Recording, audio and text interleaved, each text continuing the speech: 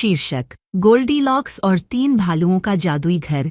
एक घने जंगल के बीच में तीन भालू, बड़ा भालू, मंझला भालू और छोटा भालू एक सुंदर आरामदायक घर में रहते थे। एक दिन वे नाश्ता करने से पहले जंगल में टहलने गए ताकि उनका गर्म दलिया ठंडा हो सके। उसी समय गोल्डीलॉक्स नाम की एक प्यारी, जिज्ञासु लड़की जंगल में घूम रही थी।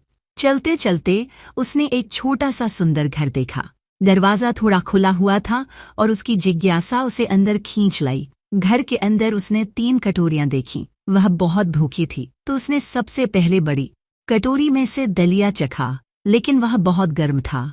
उसने तुरंत कटोरी छोड़ दी। फिर उसने मंझली कटोरी में से दलिया चखा, लेकिन वह ठंडा था।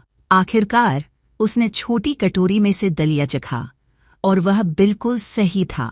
उसने खुशी खुशी पूरी कटोरी खा ली। अब गोल्डीलॉक्स आराम करना चाहती थी। उसने तीन कुर्सियां देखीं। सबसे पहले उसने बड़ी कुर्सी पर बैठने की कोशिश की, लेकिन वह बहुत बड़ी और कड़ी थी। फिर उसने मंझली कुर्सी पर बैठने की कोशिश की, लेकिन वह भी आरामदायक नहीं लगी। अंत में उसने छोटी कुर्सी पर बैठा और वह बिल्कुल सही थी। जैसे ही उसने आराम से बैठा, कुर्सी चरमराई और टूट गई। गोल्डीलॉक्स ने हंसते हुए कहा, ओह, मुझे थोड़ा ज्यादा ही आराम मिल गया। अब वह थोड़ी थकी हुई महसूस कर रही थी। वह ऊपर गई और वहां उसने तीन बिस्तर देखे। सबसे पहले उसने बड़े भालू का बिस्तर आजमाया, लेकिन वह बहुत सख्त था। फिर उसने मंझले भालू का बिस्तर आजमाया, लेकिन वह बहुत नरम था। आखिर में उसने छोटे भालू का बिस्तर देखा, जो बिल्कुल सही था। वह बिस्तर पर लेटी और जल्दी ही गहरी नींद में सो गई। कुछ देर बाद तीनों भालू जंगल से लौट आए। जब वे घर में घुसे तो बड़े भालू ने गरज कर कहा, किसी ने मेरा दलिया खाया है। मंझले भालू ने हैरान होकर कहा, किसी ने मेरा दलिया भी चखा है। और छोटे भालू ने रोते हुए देखा कि उसकी कटोरी पूरी खाली थी। फिर वे अपनी कुर्सियों की तरफ बढ़े। बड़े भालू ने देखा, किसी ने मेरी कुर्सी पर बैठने की कोशिश की है। मंझले भालू ने कहा, किसी ने मेरी कुर्सी पर भी बैठा है। और छोटे भालू ने कहा, मेरी कुर्सी तो टूट ही गई है। वे ऊपर गए और अपने बिस्तरों को देखा। बड़े भालू ने गहरी आवाज में कहा, किसी ने मेरे बिस्तर पर सोने की कोशिश की है। मंझले भालू ने कहा, किसी ने मेरे बिस्तर पर भी सोया है। छोटे भालू ने देखा और कहा, अरे, कोई तो मेरे बिस्तर पर सो रहा है। तभी गोल्डीलॉक्स की आंखें खुल गईं। उसने तीनों भालुओं को देखा और डर से चौंक गई। वह तुरंत बिस्तर से कूदी और बिना कुछ कहे दरवाजे की ओर भागी। गोल्डीलॉक्स तेजी से घर से बाहर निकली और जंगल में गायब हो गई। तीनों भालू एक दूसरे को देखकर मुस्कुराए और अपने घर की देखभाल करने लगे। शिक्षा: दूसरों की चीजों का सम्मान करना और बिना अनुमति के उनका उपयोग न करना ही सही होता है।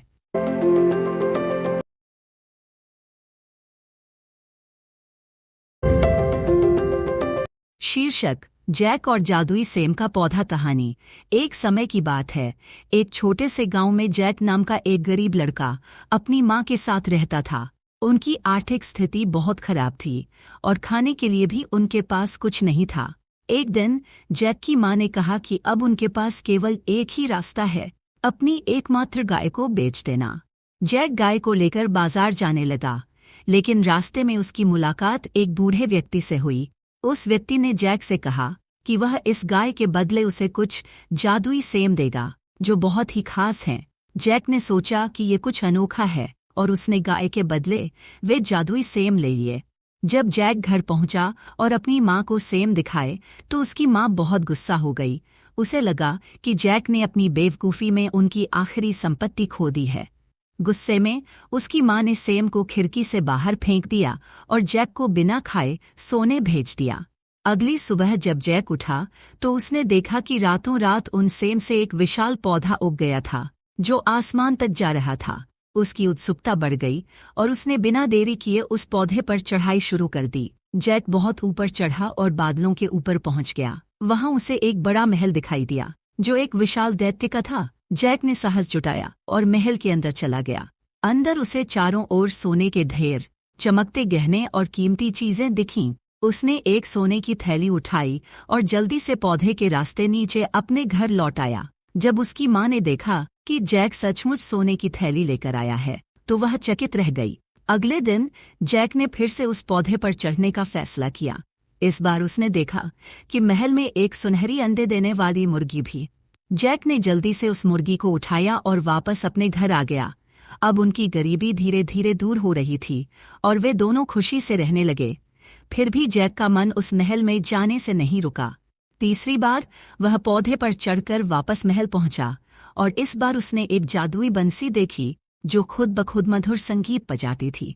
जैसे ही जैक ने बंसी उठाई, दैत्य जाग गया और उसने जैक का पीछा करना शुरू कर दिया। जैक डरते डरते जल्दी जल्दी पौधे से नीचे उतरने लगा। जैसे ही जैक नीचे पहुंचा, उसने तुरंत कुल्हाड़ी उठाई और पौधे को काटने लगा। दैत्य जैसे ही नीचे गिरा, वह खत्म हो गया। जैक और उसकी माँ ने अब ढेर सारा सोना, एक सुनहरी अंडे देने वाली मुर्गी और जादुई बंसी पाली थी। अब उनके पास सुख समृद्धि थी और उन्होंने खुशी खुशी जीवन बिताया। शिक्षा: कभी कभी हमारे साहसिक कदम ही हमें सफल बना सकते हैं और मुश्किल से मुश्किल स्थिति को साहस और सूझबूझ से बदला जा सकता है।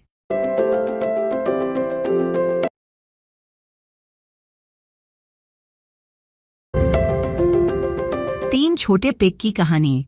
एक समय की बात है, तीन छोटे पिग बड़े हो गए थे और अपनी माँ से विदा लेकर अपनी अपनी जिंदगी में आगे बढ़ने का फैसला किया। उनकी माँ ने उन्हें सलाह दी, बेटा, अपना घर मजबूती से बनाना ताकि किसी भी खतरे से सुरक्षित रह सको। तीनों पिग अपनी माँ की बात सुनकर निकल पड़े और अपने अपने घर बनाने में जुट गए। पहला पिग बहुत जल्दी में था। उसने सोचा कि उसे काम में ज्यादा मेहनत नहीं करनी चाहिए। उसने पुआल घास का घर बना लिया ताकि जल्दी से आराम कर सके। उसे लगा कि इससे उसका घर बन जाएगा और वो आराम से रह सकेगा। दूसरा पिग थोड़ा मेहनती था। उसने सोचा कि पुआल से बेहतर लकड़ी है, तो उसने लकड़ी का घर बनाया। उसने थोड़ा और समय लिया और घर को सजाया, लेकिन घर इतना मजबूत नहीं था। उसे लगा कि इतना काफी है और लकड़ी का घर उसे सुरक्षा देगा। तीसरा पिग सबसे समझदार था। उसने सोचा कि माँ की सलाह माननी चाहिए और ऐसा घर बनाना चाहिए जो मजबूत हो। उसने ईंटों का इस्तेमाल किया और एक पक्का मजबूत घर बनाया। उसे बनाने में समय तो ज्यादा लगा, लेकिन वो जानता था कि उसका घर किसी भी खतरे से सुरक्षित रहेगा। कुछ दिनों बाद एक बड़ा और खतरनाक भेड़िया वहां आ गया। पहले पिग के पुआल के घर के पास आकर उसने जोर से कहा, छोटे पिग, बाहर आ जाओ वरना मैं फूंक मारकर तुम्हारा घर गिरा दूंगा। पिग ने डरकर मना कर दिया। भेड़िए ने जोर से फूंका और पुआल का घर गिर गया। पहला पिग डर के मारे भागकर अपने भाई के लकड़ी वाले घर में चला गया। अब भेड़िया दूसरे लकड़ी के घर तक पहुंचा और फिर से कहा, छोटे पिग, बाहर आ जाओ वरना मैं फूंक मारकर तुम्हारा घर गिरा दूंगा। दोनों पिग ने डरकर मना किया। भेड़िए ने और जोर से फूंका और लकड़ी का घर भी गिर गया। दोनों पिग भागकर तीसरे पिग के ईंटों वाले घर में चले गए। अब भेड़िया तीसरे पिग के ईंटों वाले घर के पास आया। उसने फिर से धमकी दी, छोटे पिग, बाहर आ जाओ वरना मैं फूंक मारकर तुम्हारा घर गिरा दूंगा। लेकिन इस बार ईंटों का मजबूत घर उसकी फूंक से हिला भी नहीं। भेड़िए ने बार बार कोशिश की, लेकिन घर को कोई नुकसान फायदेमंद होता है। शिक्षा: मेहनत और समझदारी से किया गया काम ही सबसे सुरक्षित और टिकाऊ होता है।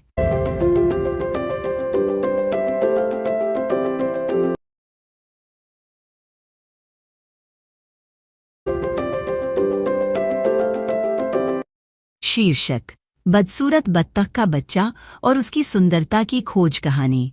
एक समय की बात है, एक शांत से गांव के खेत में एक सुंदर तालाब था जहां एक बत्तख अपने अंडों को से रही थी।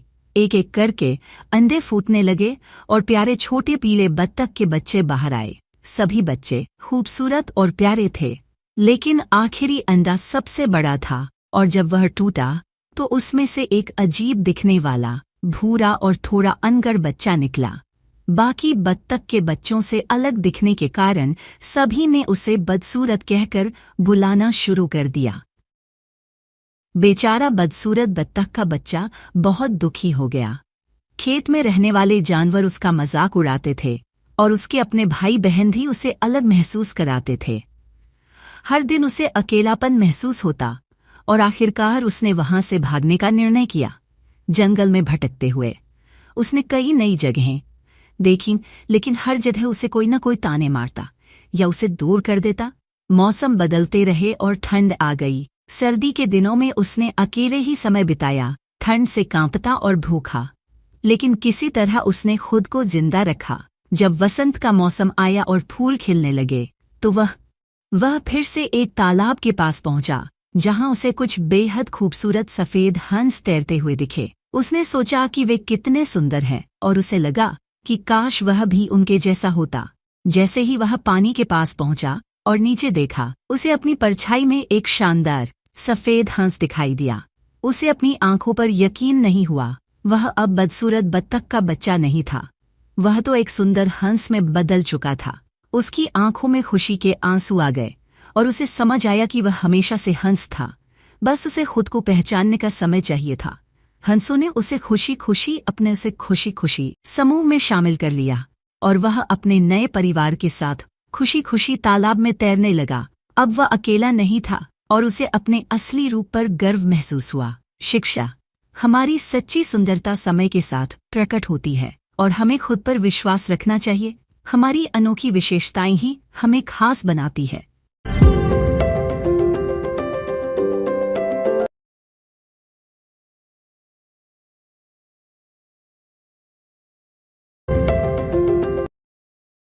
टाइटल: पिनोचियो की सच्चाई की खोज, लकड़ी के लड़के की जादुई यात्रा। एक छोटे से गांव में एक बढ़ई था जिसका नाम गेपेटो था।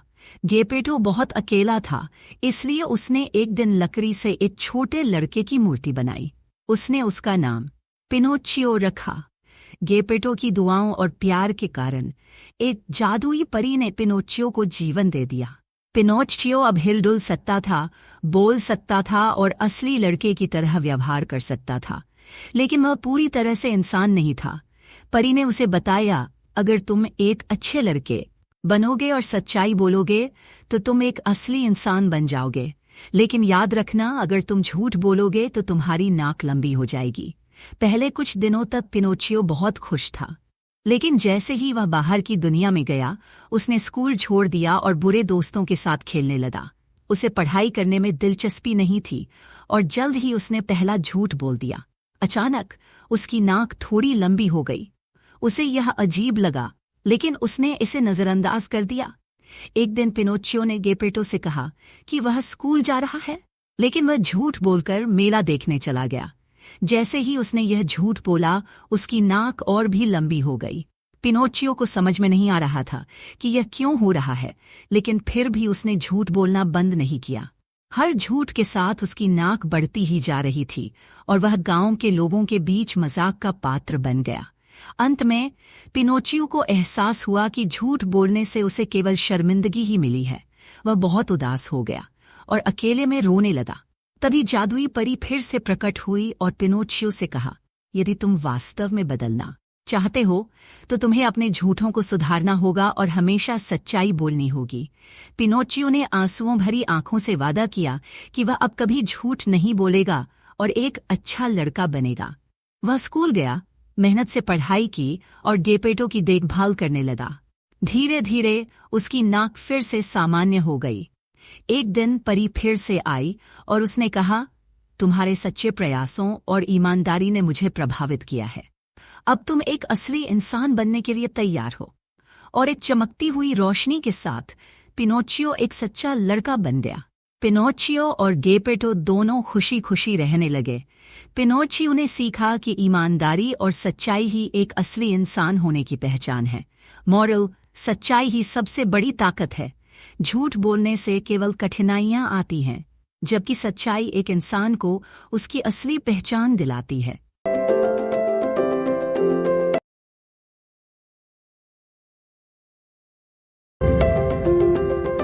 Title: little red riding hood की रोमांचक यात्रा। एक समय की बात है जिसका नाम था रेड राइडिंग हुड। उसकी दादी ने उसे एक लाल टोपी गिफ्ट की थी और वह उसे इतना पसंद करती थी कि हर समय पहनती थी, इसलिए उसे सब लिटिल रेड राइडिंग हुड के नाम से जानते थे। एक दिन उसकी माँ ने कहा, रेड राइडिंग हुड, तुम्हारी दादी बीमार हैं। ये टोकरी में ताजे फल और केक रखे हैं, उन्हें यह दे आओ। लेकिन ध्यान रखना, जंगल के रास्ते में किसी अजनबी से बात मत करना और सीधे दादी के घर जाना। रेड राइडिंग हुड ने अपनी माँ की बात मानी और खुशी खुशी चल पड़ी। जंगल के बीचों बीच चलते हुए रेड राइडिंग हुड ने चिड़ियों की चहचहाहट और हरे भरे पेड़ों का आनंद लिया। तभी अचानक उसे एक चालाक भेड़िया दिखा जो बड़ी चतुराई से मुस्कुरा रहा था। भेड़िए ने मीठी आवाज में पूछा, ओह छोटी लड़की, तुम इतनी जल्दी में कहाँ जा रही हो? रेड राइडिंग हुड ने बिना सोचे समझे जवाब दिया, मैं अपनी दादी के घर जा रही हूँ। वे बीमार हैं और मैं उनके लिए ये खाना ले जा रही हूँ। भेड़िए ने अपनी चालाकी का उपयोग करते हुए कहा, वह बहुत अच्छा है, लेकिन तुम्हारी दादी के लिए कुछ सुंदर फूल क्यों न तोड़ लाओ? यहाँ जंगल में इतने सुंदर फूल खिले हैं। रेड राइडिंग हुड को भेड़िए की बात अच्छी लगी और वह खुश होकर फूल तोड़ने लगी। इस बीच चालाक भेड़िया तेजी से दादी के घर की ओर भागा। दादी के घर पहुंचते ही भेड़िए ने दरवाजा खटखटाया। दादी ने दरवाजा खोला और जैसे ही उन भेड़िया दादी को अलमारी में बंद कर दिया और खुद उनके कपड़े पहनकर बिस्तर में लेट गया ताकि वह रेड राइडिंग हुड को धोखा दे सके। थोड़ी देर बाद रेड राइडिंग हुड दादी के घर पहुंची और दरवाजा खटखटाया। भेड़िए ने अपनी आवाज बदलकर कहा, अंदर आ जाओ मेरी प्यारी। रेड राइडिंग हुड ने दादी को देखकर कहा, दादी आपकी आंखें इतनी बड़ी क्यों हैं? भेड़िए ने जवाब दिया, ताकि मैं तुम्हें अच्छे से देख सकूं। रेड राइडिंग हुड ने पूछा, दादी आपके कान इतने बड़े क्यों हैं? भेड़िए ने कहा, ताकि मैं तुम्हें अच्छे से सुन सकूं। रेड राइडिंग हुड ने आखिरी सवाल किया, दादी आपके दांत इतने बड़े क्यों हैं? और तब भेड़िया जोर से चिल्लाया, ताकि मैं तुम्हें खा सकूं। रेड राइडिंग हुड डर के मारे चिल्लाने लगी, लेकिन ठीक उसी समय पास ही से गुजर रहे शिकारी ने उसकी चीख सुनी। वह तुरंत अंदर आया और अपनी तेज तलवार से भेड़िए को डराकर भगा दिया। फिर उसने अलमारी खोलकर दादी को बाहर निकाला। दादी और रेड राइडिंग हुड दोनों ने शिकारी का धन्यवाद किया। रेड राइडिंग हुड ने दादी से वादा किया कि वह अब कभी किसी अजनबी से बात नहीं करेगी और हमेशा सतर्क रहेगी। और फिर वे सब खुशी खुशी रहने लगे और रेड राइडिंग हुड ने जंगल की ओर अकेले जाने से पहले हमेशा 2 बार सोचना शुरू कर दिया। मोरल, हमेशा अपने बड़ों की सलाह सुनें और अजनबियों से सतर्क रहें। सुरक्षित रहना समझदारी है।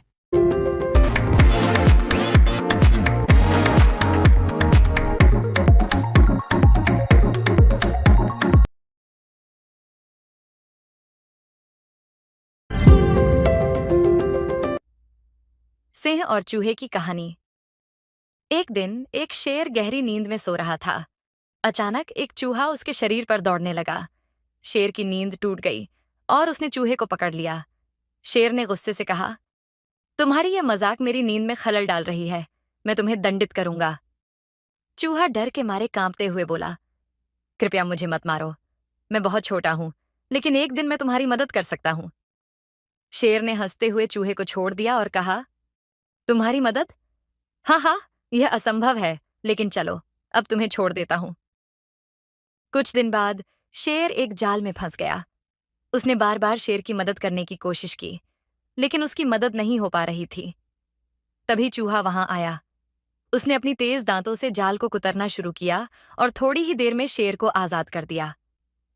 शेर ने चूहे को धन्यवाद कहा और कहा, मुझे विश्वास नहीं था कि तुम मेरी मदद कर सकते हो, लेकिन तुमने यह साबित कर दिया कि हर कोई, चाहे वह कितना भी छोटा क्यों ना हो, मददगार हो सकता है।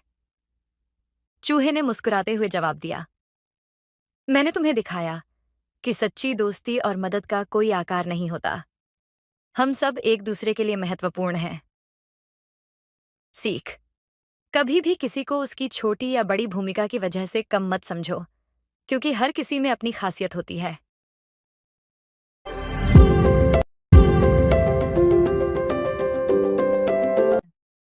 भेड़िया और भेड़वांश कहानी। एक बार की बात है, एक घने जंगल में एक चालाक भेड़िया रहता था। वह अक्सर भेड़ों को डराता और परेशान करता था। एक दिन भेड़िया ने सोचा कि क्यों ना भेड़ों से दोस्ती कर ली जाए और फिर उन्हें आसानी से शिकार किया जाए। भेड़िया ने एक प्यारी सी मुस्कान के साथ भेड़ों के पास जाकर कहा, नमस्ते भेड़ों, मैं आपको एक अच्छा सुझाव देना चाहता हूँ। अगर आप मेरी बात माने तो मैं आपको एक सुरक्षित जगह दिखा सकता हूँ। भेड़ें थोड़ी चौंकीं, लेकिन का व्यवहार देखकर उन्होंने सोचा, शायद वह सच में हमारी मदद करना चाहता है। उन्होंने भेड़िया की बात मान ली और उसके साथ चलने लगीं। भेड़िया ने उन्हें एक सुंदर जगह पर ले जाकर कहा, यहाँ आपको बहुत अच्छा खाना मिलेगा और आप पूरी तरह से सुरक्षित रहेंगी। भेड़ें खुश हो गईं और भेड़िया को धन्यवाद कहा। लेकिन अचानक एक भेड़ ने भेड़िया की आंखों में चमक देखी और समझ गई कि कुछ गड़बड़ है। उसने तुरंत बाकी भेड़ों को चेतावनी दी। सभी भेड़ें समझ गईं कि भेड़िया उन्हें धोखा दे रहा था। भेड़ें एक साथ आकर भेड़िया से बोलीं, हमारी मदद की बजाय तुम हमें धोखा देना चाहते हो। हम अब और तुम्हारी बातों में नहीं आएंगे। भेड़िया को अपनी गलती का एहसास हुआ और उसने सोचा कि अब उसे अपनी आदतें बदलनी चाहिए। भेड़िया ने माफी मांगी और भेड़ों ने उसे माफ कर दिया। सीख। सच्ची दोस्ती भरोसे और ईमानदारी से होती है, चालाकी से नहीं। धन्यवाद।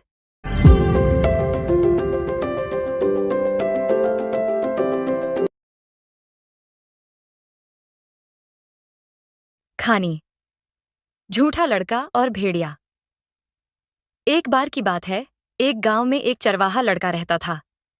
उसका काम भेड़ों को चराना था। हर दिन वह भेड़ों को लेकर पहाड़ी पर जाता और बैठा बैठा ऊब जाता था। उसे अपने काम में मजा नहीं आता था। एक दिन उसने सोचा, चलो कुछ मजा करते हैं। उसने जोर से चिल्लाया, भेड़िया भेड़िया भेड़िया आ गया है, वह भेड़ों पर हमला कर रहा है। गांव के लोग उसकी आवाज सुनकर जल्दी जल्दी पहाड़ी की तरफ दौड़ पड़े। लेकिन जब वे वहां पहुंचे तो देखा कि कोई भेड़िया नहीं था। लड़का जोर जोर से हंसने लगा और बोला, मैं तो मजाक कर रहा था। गांव के लोग नाराज हो गए और बोले, ऐसा झूठ मत बोलो, एक दिन सच में कुछ होगा और फिर हम यकीन नहीं करेंगे। फिर वे अपने घर लौट गए। कुछ दिनों बाद लड़के ने फिर से मजाक करने का सोचा।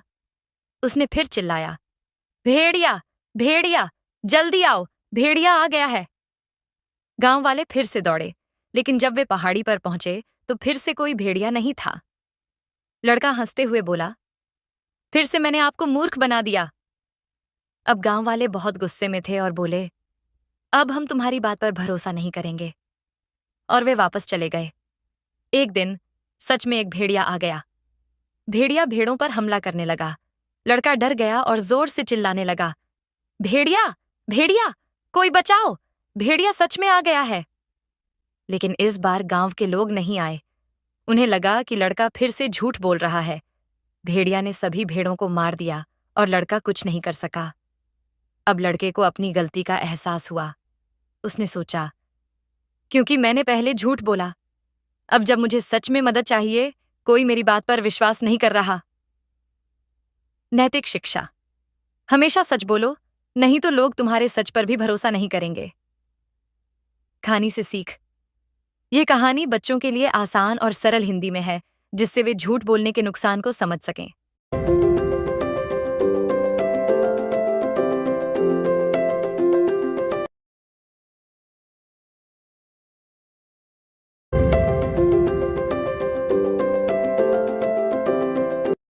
दोस्त और भालू की सीख। दोस्ती की असली परख। बहुत समय पहले की बात है। दो बहुत अच्छे दोस्त एक दिन जंगल की सैर पर निकले। दोनों ने एक दूसरे से वादा किया था कि चाहे जीवन में कोई भी मुश्किल आए, वे हमेशा साथ रहेंगे और एक दूसरे की मदद करेंगे। दोनों जंगल की हरियाली और सुंदरता का आनंद ले रहे थे। पक्षियों की चहचहाहट, ठंडी हवा और पेड़ों की छांव में वे बहुत खुश थे। तभी अचानक उन्हें पास से किसी भयंकर जानवर की आवाज सुनाई दी। उन्होंने देखा कि एक बड़ा भालू उनकी ओर बढ़ रहा था। भालू को देखते ही दोनों घबरा गए। उनमें से एक दोस्त बहुत तेजी से पास के पेड़ पर चढ़ गया, क्योंकि उसे पता था कि भालू पेड़ पर नहीं चढ़ सकता। लेकिन दूसरे दोस्त को पेड़ पर चढ़ना नहीं आता था। वह बहुत डर गया और उसे लगा कि उसका दोस्त उसे मुश्किल में अकेला छोड़कर भाग गया। उसे अपने दोस्त द्वारा किया गया वादा याद आया, जो अब टूट चुका था। वह निराश हो गया, लेकिन उसने हिम्मत नहीं हारी और सोचने लगा कि अब वह अपनी जान कैसे बचाए। कुछ देर सोचने के बाद उसे एक तरकीब सूझी। उसने सुना था कि भालू मरे हुए लोगों को नहीं छूता, इसलिए वह तुरंत जमीन पर लेट गया और सांस रोककर खुद को मरा हुआ दिखाने लगा। उसने अपनी आंखें बंद कर लीं और बिल्कुल हिलना डुलना बंद कर दिया। भालू उसके पास आया और उसे सूंघने लगा। भालू ने सोचा कि यह इंसान मर चुका है, इसलिए उसने उसे छोड़ दिया और वापस जंगल में चला गया। जब भालू वहां से चला गया तो पेड़ पर चढ़ा हुआ दोस्त नीचे उतर आया। वह हंसते हुए बोला, अरे, भालू ने तुम्हारे कान में क्या कहा? दूसरा दोस्त गंभीरता से बोला, भालू ने मेरे कान में कहा कि ऐसे दोस्त पर कभी भरोसा मत करना जो मुश्किल समय में तुम्हें अकेला छोड़ दे। उस दिन से दोनों दोस्तों की दोस्ती पहले जैसी नहीं रही। कहानी की सीख, सच्चा दोस्त वही है जो मुसीबत के समय भी साथ खड़ा रहे। दोस्ती वादों पर टिकती है, और जो दोस्त मुसीबत में साथ न दे वह सच्चा दोस्त नहीं होता।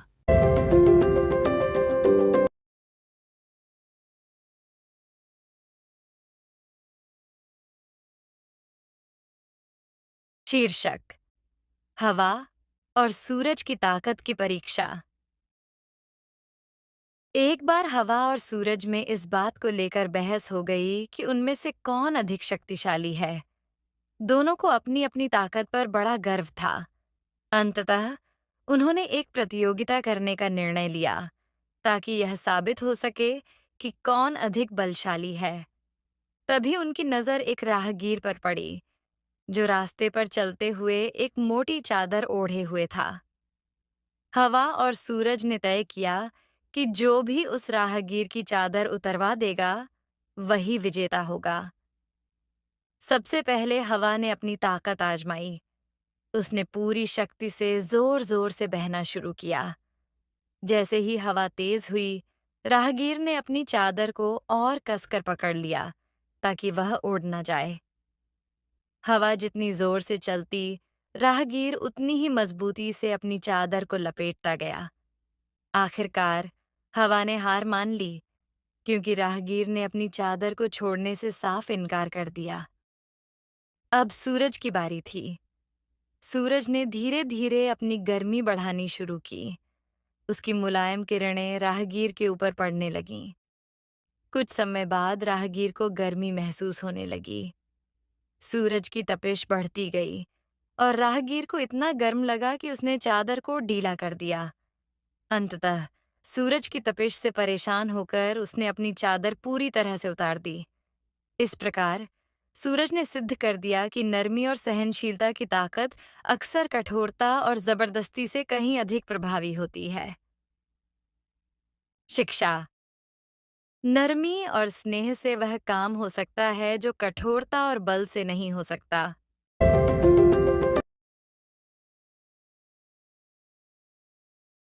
लालची किसान और सोने के अंडे देने वाली मुर्गी की विस्तृत कहानी। एक समय की बात है, एक छोटे से गांव में एक गरीब किसान रहता था। किसान दिन रात मेहनत करता था, लेकिन फिर भी उसे पर्याप्त धन नहीं मिल पाता था। एक दिन उसे एक अनोखी मुर्गी मिली। यह कोई साधारण मुर्गी नहीं थी, क्योंकि यह हर दिन एक सोने का अंडा। पहले तो किसान को अपनी आंखों पर विश्वास नहीं हुआ, लेकिन जब मुर्गी लगातार सोने के अंडे देने लगी तो किसान की खुशी का ठिकाना न रहा।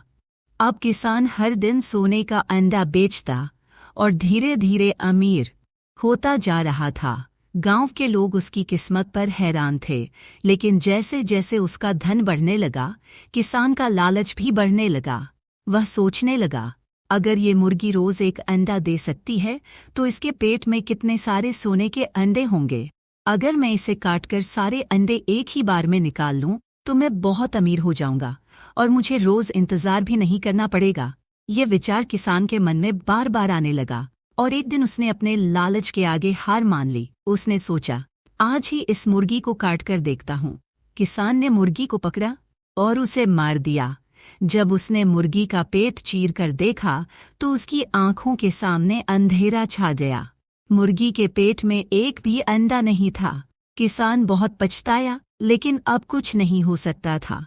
उसकी लालच ने उसे एक अनमोल चीज से वंचित कर दिया था। अब किसान के पास न सोने का अंडा था, न ही मुर्गी। धीरे धीरे उसकी हालत पहले जैसी हो गई और वह पहले से भी गरीब हो गया। उसने समझ लिया कि लालच का फल हमेशा बुरा होता है। इस कहानी से हमें यह सीख मिलती है कि लालच इंसान को कहीं नहीं ले जाता, बल्कि उसकी अनमोल चीजें भी छीन लेता है।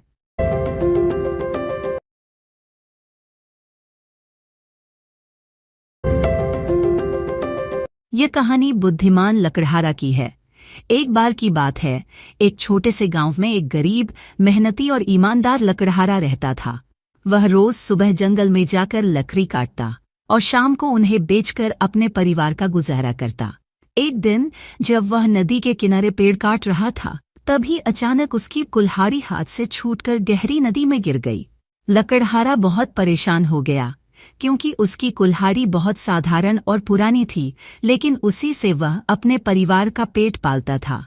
उदास होकर लकड़हारा नदी के किनारे बैठ गया और सोचने लगा कि अब क्या करे। तभी अचानक नदी से एक परी प्रकट हुई और बोली, हे ईमानदार लकड़हारे, तुम क्यों उदास हो? लकड़हारे ने जवाब दिया, मेरी कुल्हाड़ी नदी में गिर गई है। वही मेरी आजीविका का एकमात्र साधन था। अब मैं अपने परिवार का पेट कैसे पालूंगा? परी उसकी सच्चाई और चिंता को देखकर मुस्कुराई और बोली, चिंता मत करो, मैं तुम्हारी कुल्हाड़ी ढूंढ कर लाती हूँ।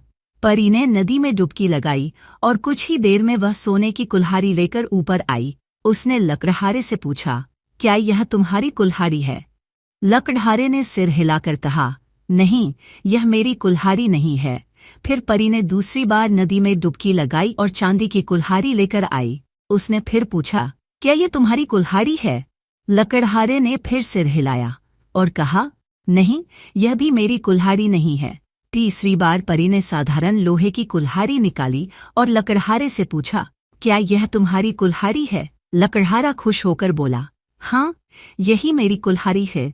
परी उसकी ईमानदारी से बहुत प्रभावित हुई और बोली, तुम्हारी सच्चाई के कारण मैं तुम्हें इनाम स्वरूप ये तीनों कुल्हाड़ियाँ देती हूँ। परी ने सोने, चांदी और लोहे की तीनों कुल्हाड़ियाँ उसे दे दीं। लकड़हारा परी का धन्यवाद करके प्रसन्न मन से घर लौट गया। उसने यह कहानी गांव में सबको सुनाई और सबने उसकी ईमानदारी की सराहना की। इस घटना के बाद लकड़हारे का जीवन सुखी और संपन्न हो गया। इस कहानी से हमें यह शिक्षा मिलती है कि ईमानदारी का फल हमेशा मीठी है।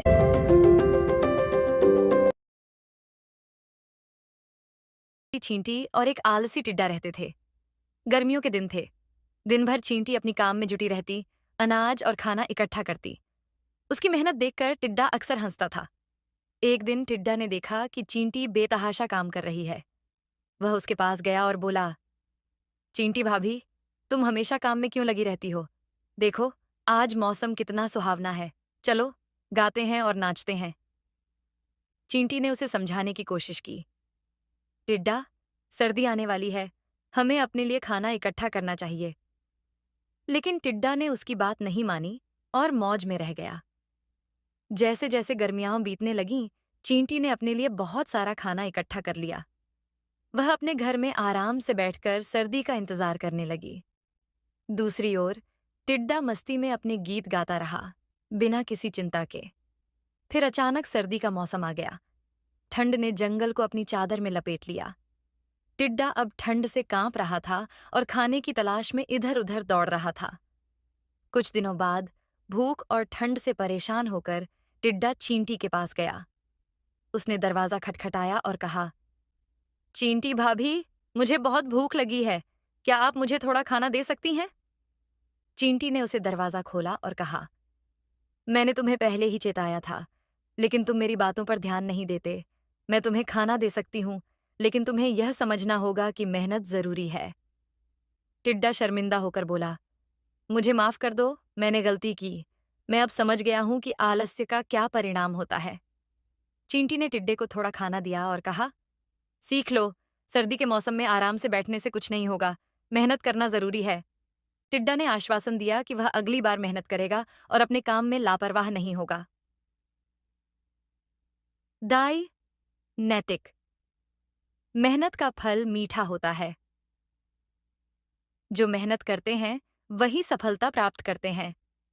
इस प्रकार टिड्डा ने अपनी गलती से सबक लिया और अगले साल से मेहनत करने का प्रण लिया।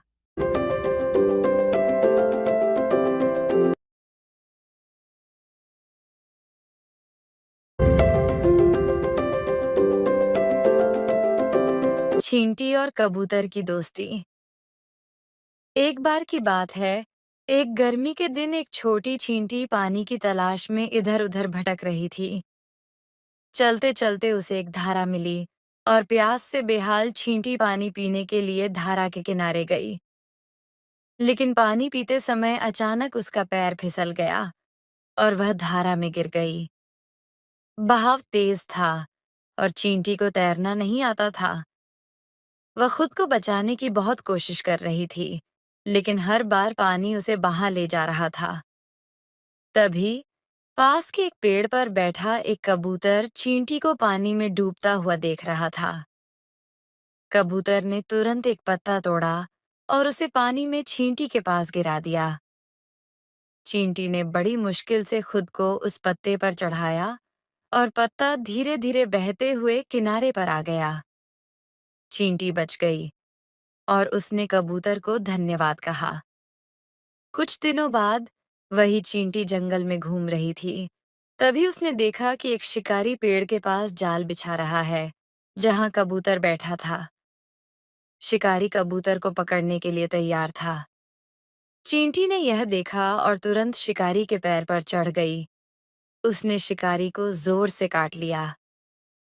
शिकारी दर्द से चिल्ला उठा और उसका निशाना चूक गया। शोर सुनकर कबूतर उड़ गया और उसकी जान बच गई। नीति: जो दूसरों की मदद करता है, उसकी भी मदद की जाती है।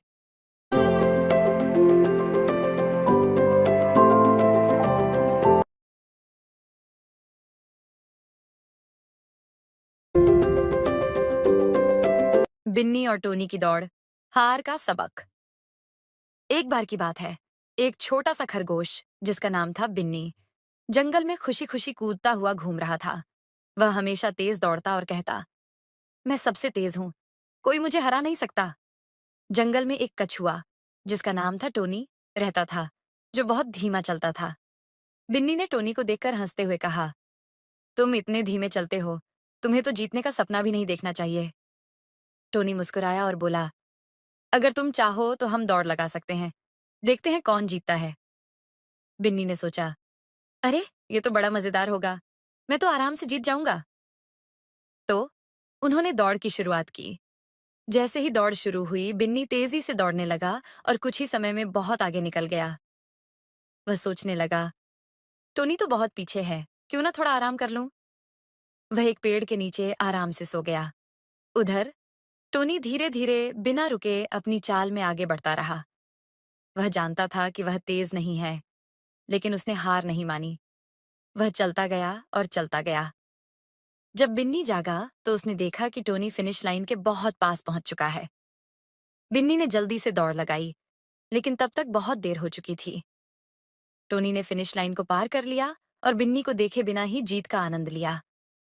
बिन्नी ने देखा कि टोनी ने उसे हरा दिया और उसकी आंखों में हार की निराशा थी। बिन्नी ने टोनी के पास जाकर कहा, मुझे लगा कि मैं जीत ही जाऊंगा, लेकिन तुमने ऐसा कर दिखाया जो मैंने सोचा भी नहीं था। मुझे शर्म आ रही है कि मैंने तुम्हारी धीमी चाल का मजाक उड़ाया। टोनी मुस्कुराते हुए बोला, हर किसी की अपनी गति और शैली होती है। मैं धीमा हो सकता हूँ, लेकिन मैं लगातार चलता रहा। तुम्हारी तेजी अच्छी है, लेकिन धैर्य और निरंतरता भी उतनी ही महत्वपूर्ण होती है। बिन्नी ने टोनी की बातों को समझा। बिन्नी ने टोनी की बातों को समझा और कहा, तुमने मुझे एक महत्वपूर्ण सबक सिखाया है। धन्यवाद।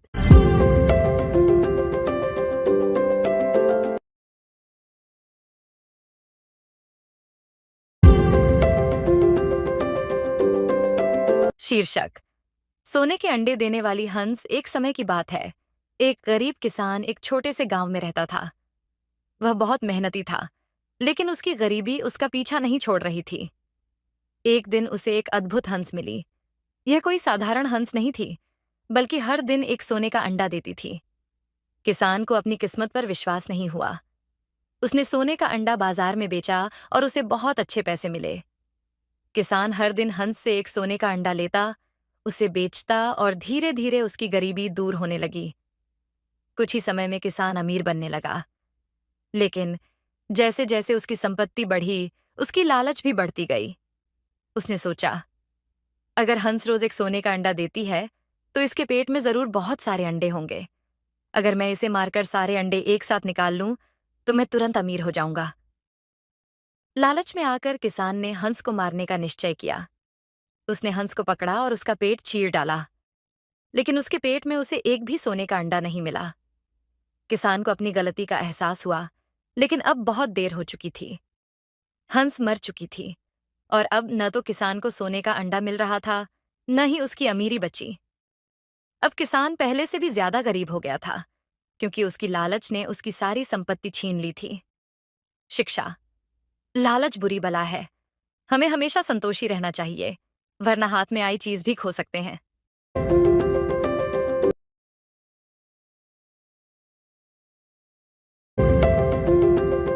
प्राचीन काल की बात है। एक हरे भरे जंगल में पेड़ों के बीच एक प्यारा सा कौवा रहता था। उसका नाम करुण था। करुण हर दिन अपनी चहचहाहट और चंचलता से सबका दिल जीत लेता था। उसकी काले रंग की पंख, नीली आंखें और चुस्त चोंच सभी को आकर्षित करती थीं। लेकिन एक दिन जब सूरज की तपन बढ़ रही थी और आसमान में कोई बादल नहीं था, करुण को एक बड़ी समस्या का सामना करना पड़ा। पानी की खोज। करुण दिन भर उड़ते उड़ते थक चुका था और अब वह बहुत प्यासा महसूस करने लगा। उसने सोचा, मुझे जल्दी से पानी मिलना चाहिए, नहीं तो मैं बहुत बीमार हो सकता हूं। उसने अपनी चोंच से जमीन पर पानी खोजने की कोशिश की, लेकिन कहीं भी पानी का निशान नहीं मिला। वह आसपास के तालाबों और नदियों की ओर उड़ने लगा, लेकिन सभी सूखे हुए थे। गर्मी के कारण सभी जल स्रोत सूख चुके थे। करुण बहुत थका हुआ और निराश हो गया। वह सोचने लगा, अब क्या करूं? कहां से पानी मिल सकता है? घड़े का मिलना। जब करुण अपने पंखों को झाड़ते हुए और अपनी प्यासी चोंच को सहेजते हुए एक उबड़-खाबड़ जगह पर पहुंचा, तो उसकी नजर एक ऊंचे घड़े पर पड़ी।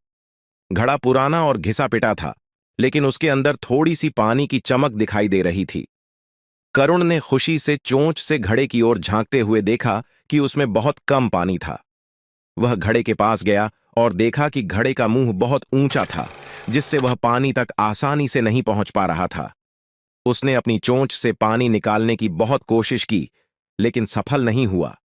करुण निराश हो गया और सोचने लगा कि अब वह क्या करे। समाधान का विचार करुण ने अपने छोटे से दिमाग का इस्तेमाल करना शुरू किया। उसने सोचा, अगर मैं कुछ पत्थर घड़े में डाल दूं तो पानी का स्तर ऊपर आ सकता है।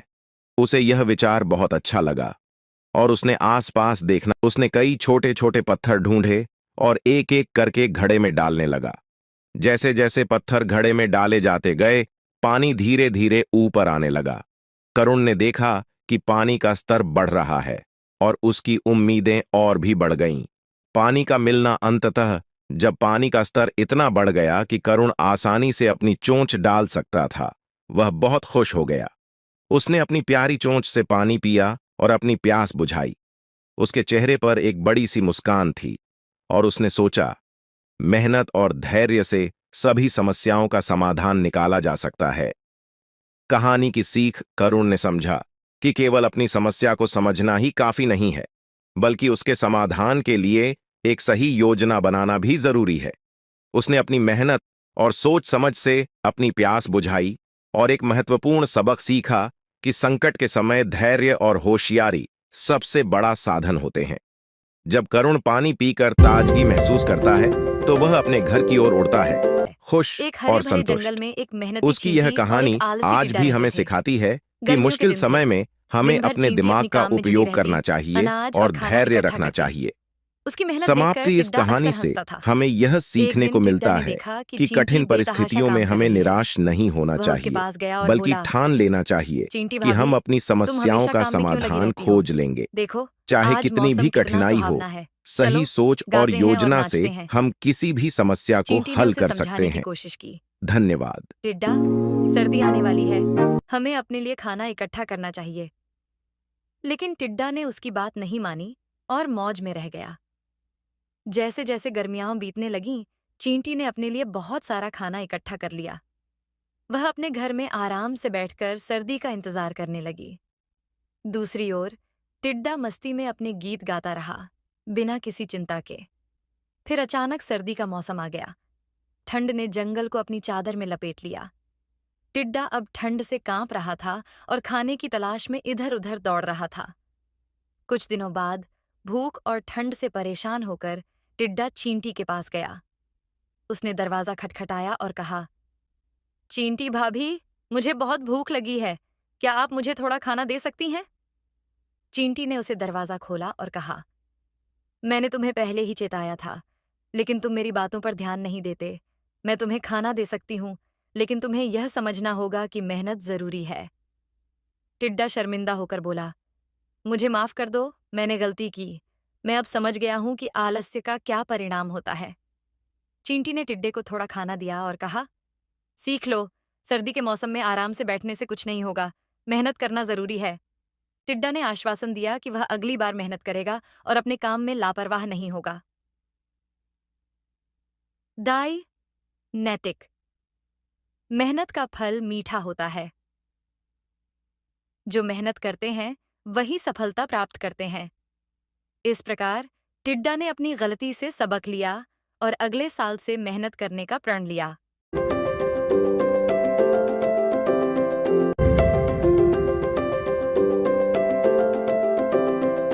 शीर्षक, लोमड़ी और अंगूर। एक बार की बात है, एक भूखी लोमड़ी एक हरे भरे बाग में घूम रही थी। वह बहुत भूखी थी और खाने की तलाश में थी। चारों ओर सुंदर पेड़ और पौधे थे, लेकिन उसे कुछ भी खाने को नहीं मिला। फिर अचानक उसकी नजर एक पेड़ पर गई। पेड़ पर बहुत सारे सुंदर और पके अंगूर झूल रहे थे। अंगूर सुनहरे और रसदार थे, और लोमड़ी ने सोचा, ये अंगूर तो बहुत मीठे होंगे। लोमड़ी ने सोचा कि उसे इन अंगूरों को पकड़ना चाहिए। वह पेड़ के नीचे गई और अंगूरों को पकड़ने की कोशिश करने लगी। उसने ऊंचाई पर कूदने की कोशिश की, लेकिन अंगूर बहुत ऊंचे थे।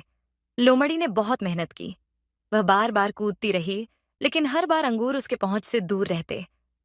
थोड़ी देर बाद लोमड़ी थक गई और पेड़ के नीचे बैठ गई। वह बहुत निराश हो गई और सोचने लगी। फिर उसने कहा, अगर मैं इन अंगूरों को नहीं खा सकती तो ये तो जरूर खट्टे होंगे। यह कहते हुए उसने मुंह मोड़ लिया और वहां से चलने लगी। जब वह वहां से जा रही थी तो उसने गर्व से कहा, मुझे इन अंगूरों की कोई जरूरत नहीं है, ये तो खट्टे हैं। इस तरह लोमड़ी ने अपनी असफलता को छिपाने के लिए अंगूरों को बेकार बताने की कोशिश की। नैतिक शिक्षा। जब हम किसी चीज को नहीं पा सकते तो हम अक्सर उसे बेकार बताने लगते हैं। यह कहानी बच्चों को यह सिखाती है कि हमें हमेशा अपने लक्ष्यों के प्रति ईमानदार रहना चाहिए और असफलता के बाद निराश नहीं होना चाहिए।